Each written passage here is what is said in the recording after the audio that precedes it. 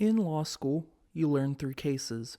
Every semester, you order massive tomes of them, pay through the nose for them, and lug them around from class to class.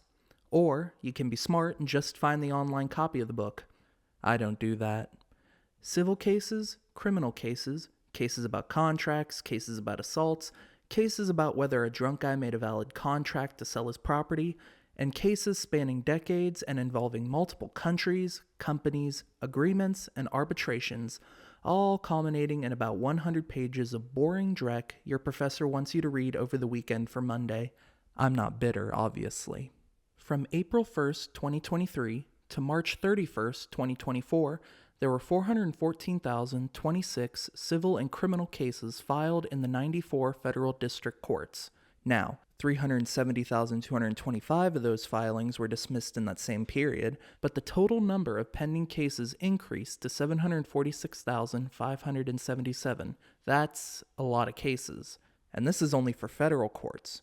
Imagine the caseload for all 50 state courts and their court systems. Imagine the documentation. Litigation is slow for a reason.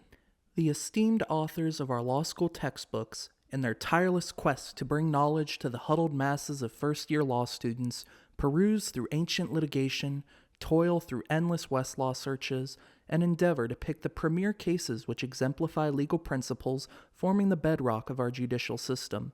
They also might just copy from the casebooks they used in the olden times. Whatever the process may be, we end up with a huge amount of court cases, all involving real people, that are used to teach future lawyers about the law. My hope here is to entertain while also giving some helpful information about what the case illustrates about the law. I want to bring your attention to how courts reason these cases and what it means for what exactly the law is. I also want to deeper explore the people involved in these events. Who were they? What did they do before and after this? Is there anything interesting I can dig up? Perhaps I'm simply not online enough, but I have not seen somebody willing to discuss legal cases in this specific way. At least not when it doesn't involve a celebrity, either A-list or Z-list. Perhaps there is a reason why nobody has done it, but when there's an unexplored niche, by God, somebody's got to try it. Since the United States is a common law jurisdiction, courts live and die by cases and the precedents they set. People should not need to spend 3 years and thousands of dollars to be able to know basic issues of law that impact us all. Hopefully, I don't do so well that I eliminate the need for lawyers and lose my job.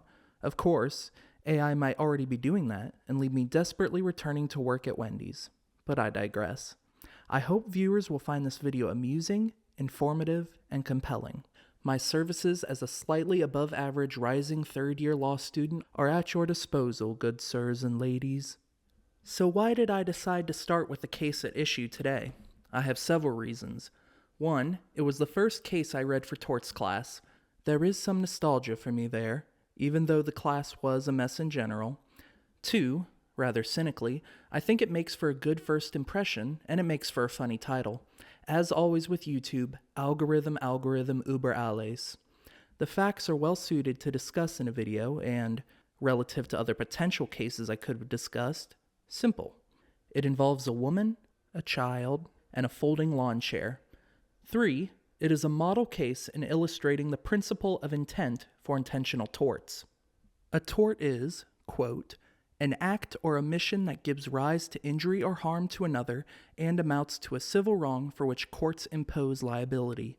In the context of torts, injury describes the invasion of any legal right, whereas harm describes a loss or detriment that an individual suffers, unquote. Basically, it is a body of law involving civil suits for injuries or harm. Think of assault, battery, trespass, things like that. Intent is important for intentional torts, and this case is often used to illustrate this principle.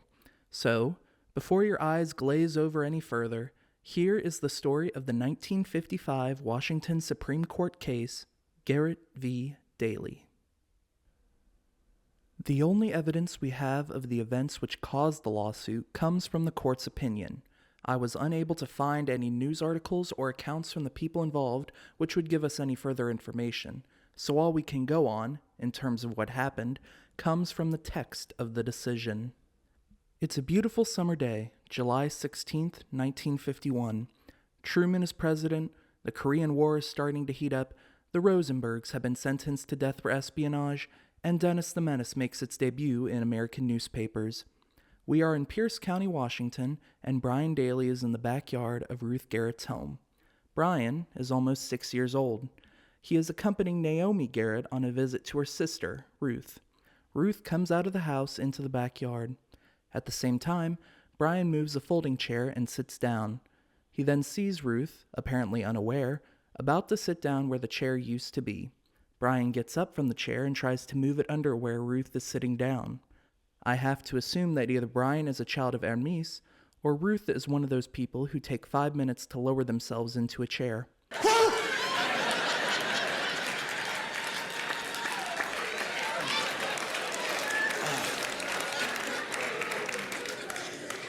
Oh, Lord. I ate more than I planned to. Brian, being a toddler, can't get the chair there fast enough, and Ruth falls to the ground. She fractures her hip along with other unspecified injuries. Ruth then sues Brian for damages from the injuries. Now, it may seem a little ridiculous to sue a 6-year-old, but it can be done. In this case, George S. Dailey, most likely the kid's father, is appointed as his guardian ad litem. Basically, he represents the interests of little Brian and, I assume, is the one to pay any damages if Brian was found liable for the harm Ruth suffered. This is the 50s, though. Maybe they would have just sent little Brian to the lumber mill to work to pay off his dues. One quick thing to note as I recount the factual background is that this decision is being made at an appellate court. Appellate courts are only allowed, for the most part, to make determinations of law. They are not allowed to make determinations of fact. That is the job of the district courts below. Basically, this means that they do not question witnesses, weigh the evidence, or determine the actual events that occurred. Instead, they receive the facts from the lower court and determine if the law was correctly applied. Think of it like this. You come into the break room to see that 2 of your coworkers are sitting next to your lunchbox, and your container of leftover penne alla vodka you waited all day for has been emptied. One sad little pasta left in the stained plastic. Understandably, you're a little upset. You professionally ask where the food is. Janelle says that she was getting the food out for you, and Zane ate it when she wasn't looking. Zane says that he got it out, but Janelle smacked it off the table because she can't stand people storing leftovers in plastic containers. You continue asking questions, trying to see whose story is right. You determine that Zane was the one who got it out, but that both are guilty of eating your lunch, especially since they have suspicious red stains around their mouths. You then go to your manager, telling him what you determined about the situation and recommending they both get fired. The manager then says that he can't punish either of them because it is a well-known rule in the company that food in the break room refrigerator is fair game for anyone unless it is labeled with your name, which you did not do. In this completely realistic situation, you are the trial court determining facts and what happened. Your manager is the appellate court, who looks at the facts and sees if relevant laws were applied correctly. The manager can only look at what you have already determined, unless there is no possible way that the evidence supports what you determined truly happened. You can see this illustrated here. The plaintiff, Ruth Garratt, contends that Brian, quote, deliberately pulled the chair out from under her, unquote. The trial court, who I can only assume either didn't think the story was credible or just didn't want to hold that a toddler purposely meant to injure Ruth, quote, adopted instead Brian Dailey's version of what happened and made the following findings, unquote, which includes the story I told previously. So, there's the events which caused this court case to arise. I've disclosed the names of the people involved, but what else is there to find out about them?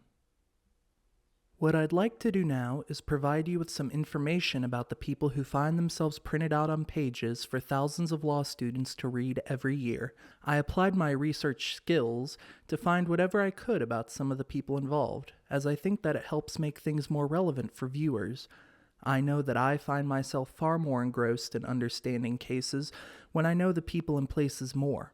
But I'm also one of those people who enjoy people watching.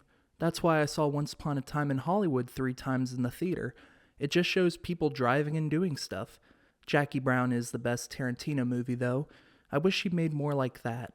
Anyways, I don't know if others will find this interesting, so I will provide a chapter and a timestamp here for you to get to the actual discussion about the decision.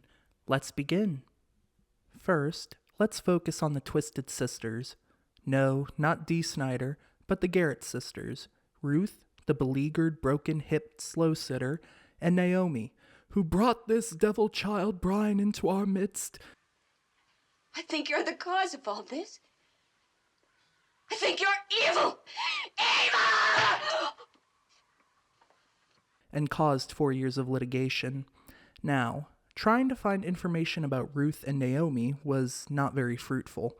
If you look up something like Ruth Garratt, Tacoma, Washington, all you get is the text of this case on various websites. The biggest lead I could find was this posting on a genealogy website. This might not be our Ruth Garratt, but the dates seem to line up, and it shows that she has a sister named Naomi.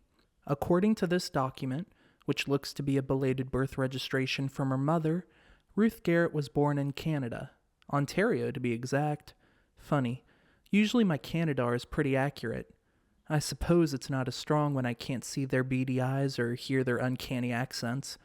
Oh well, at least she's not British. Born in 1898, Ruth would have been in her early 50s when her run-in with Brian happened. Her dad was also a veterinarian. Cool. There was also a posting on the Tacoma Public Library that suggests there might be an obituary for Miss Garratt, but the library does not provide an obituary search service right now. I do not live in Tacoma, and I don't have the funds to request an obituary search through other means right now.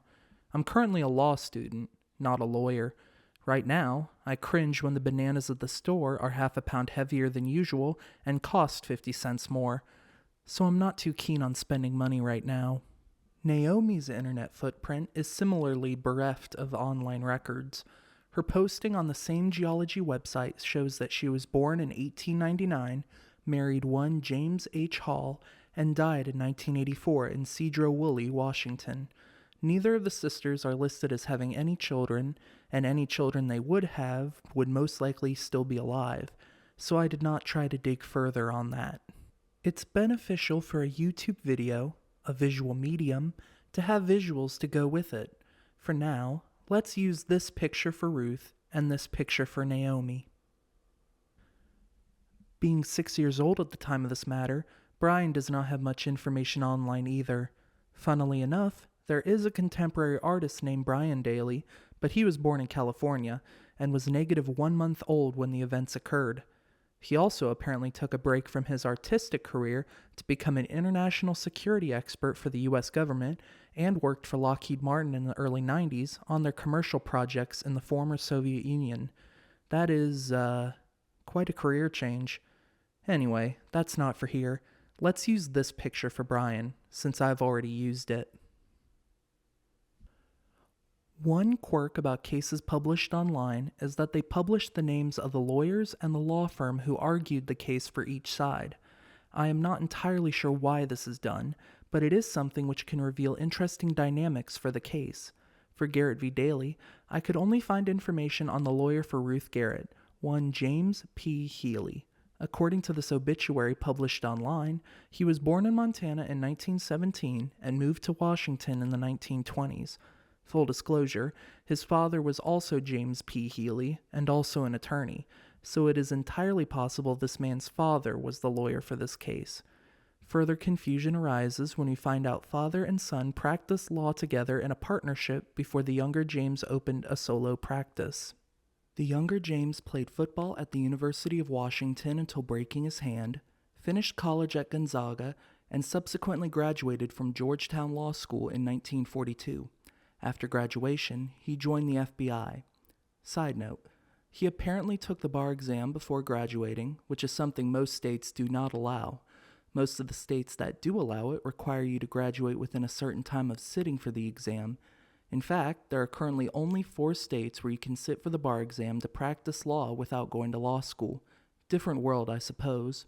During World War II, Mr. Healy served in the U.S. Navy, as men during that era were wont to do. The Washington State Bar Association records him as having been admitted to the Washington Bar in July of 1946 and practicing in Tacoma, Washington. After practicing law in Tacoma for decades, Mr. Healy became a judge at the Pierce County Superior Court in 1974, a position he maintained until 1997. He subsequently passed away in 2007 at the age of 90. One last thing regarding Mr. Healy that is interesting and provides me with ideas for a future video is that 2 years before this case, he was suspended from practicing law for violating the ethics of the profession. In a decision by the Supreme Court of Washington dated September 17, 1953, Mr. Healy was suspended from practicing law for 30 days for a, quote, lack of candor before the court. The facts of the case show that Healy did not tell the judge of an interaction with a title company when he sought to recover money owed to him by a client for a title insurance policy in a failed property transaction. Essentially, Mr. Healy did not give the judge in the case all the information necessary for the judge to make a fully informed decision. This is prohibited by the canons of professional ethics, which is the precursor to the current-day model rules of professional conduct. It must be stressed that Mr. Healy, as noted by the court, quote, did not testify falsely before the court, unquote. He instead did not inform the judge of pertinent facts he should have disclosed. Something further to note is that this is not a criminal or civil case, but more an administrative disciplinary hearing for the legal profession. The reason why the Washington Supreme Court is deciding this is because state Supreme Courts are the ones that regulate the legal profession in the United States. I might delve further into professional responsibility and judicial ethics in a future video, but let's focus on the here and now. I simply thought this was interesting to talk about and introduces a topic to talk about later on. I think some people would really enjoy hearing about misconduct by lawyers and the standards lawyers are supposed to uphold. To finish this section of the video, let's discuss the judge who wrote the decision in this case. Oftentimes, the name of the judge or justice who wrote the opinion in a certain case is printed before the opinion. Some judges' opinions are used more often in casebooks than others, depending on how influential they were or the significance of their decisions. You learn a lot about the writing styles of Supreme Court justices in constitutional law, for example, but even some state Supreme Court or federal appellate court judges become well known in legal education. Some judges' opinions you love to read, and some you hate to read. Here, we have a relatively unknown judge, Justice Matthew W. Hill. Let's look at his background, shall we? The most comprehensive account of Justice Hill's life comes from Wikipedia. I apologize for simply reading from it for this. Like Mr. Healy, Justice Hill was born in Montana and moved to Washington when he was a child. Was there some sort of great migration from Montana to Washington in the early 20th century? Why did everybody want to be living it up in Renton? Why were people that desperate to move to the land of lumber, Google, grunge, and Frasier? Alright, maybe I'd move for that last one. Fun fact, according to Wikipedia, Justice Hill's family moved to a town in Washington named Lester, which is now a ghost town. Another fun fact, apparently Justice Hill graduated from the high school used in 10 Things I Hate About You. The story behind the building is fascinating. I'd recommend looking it up. Justice Hill was elected to the Washington Supreme Court in 1946 and remained on the bench for 22 years until retiring in 1969. He was also the Chief Justice from 1957 to 1958. There isn't much about his judicial philosophy or leanings, but it looks as if he was a strong proponent of judicial ethics, as this 1971 article from Judicature shows. There's also this photo that we will use for illustrative purposes. Now that we know far too much about people from 70 years ago, let's move to the actual decision and what it reveals about tort law. Picture this: Olympia, Washington, 1955. Like most totalitarian communist states, Washington has grandiose titles for its governmental buildings. The building housing the Washington Supreme Court is named the Temple of Justice, which I find rather pedestrian and lacking in imagination, even if it is aggrandizing. I mean, the capital of Washington is named Olympia. Why not continue the ancient Greek themes? Name it the Temple of Themis, or the house that Dailey built. Give it some pizzazz. I apologize for the digression regarding ancient Greek civilization. I blame the influence it had on the foundations underpinning our system of government and Rick Riordan. Man, I need to visit Greece again. Anyways, at the Temple of Justice, the Supreme Court published its ruling on Valentine's Day, 1955. Ruth Garratt, the plaintiff, was the one who brought the appeal, arguing against the trial court's dismissal of the action. The trial court held in favor of Brian, finding that when he moved the chair, quote, he did not have any intent to injure the plaintiff or any intent to bring about any unauthorized or offensive contact with her person. Because he did not have any intent to injure, Brian, quote, did not have purpose, intent, or design to perform a prank or to effect an assault and battery upon the person of the plaintiff. Ruth's main charge in the case was that Brian's actions, taking the chair and causing Ruth to fall as she sat down, constituted a battery. Helpfully, the court gives a legal definition of battery for us here, although they admit that it is not all-inclusive. A battery is defined by Justice Hill as, quote, the intentional infliction of a harmful bodily contact upon another. Punching, shoving, and kicking someone are battery, but any bodily contact act which causes harm to another will be sufficient to be a battery. The question of law the Supreme Court and Justice Hill had to decide was whether a battery charge can be precluded by a lack of intent to harm. Essentially, can a battery charge even be argued in court if the person who allegedly caused the battery did not mean to harm the other person? A battery is considered an intentional tort, which means an element the plaintiff must prove is that the defendant intended, quote, to interfere with or otherwise invade the legally protected interest of the plaintiff. To put it in a musical summary, when Ruth Garratt fell down, down, down from Brian taking her chair, we have to go and look and see what exactly was in his head there. Side note again, in legal situations, assault is different from battery. In fact, what most people refer to as assault in everyday life is legally considered a battery. In the future, perhaps we will spotlight a case describing what assault is, along with an example my torts professor gave me involving a dry erase marker at a high rate of velocity. We'll have to see about that though. First, the court makes clear that Brian, even though he is a minor, can be found liable for committing an intentional tort. They also note that if Brian was found to have moved the chair while Ruth was sitting down, it would be obvious Brian did it to cause Ruth to hit the ground, and he would be liable. Since the court can only rely on the facts found by the trial court, however, it's a little more complicated. To help, the court turns to the Restatement of the Law on Torts.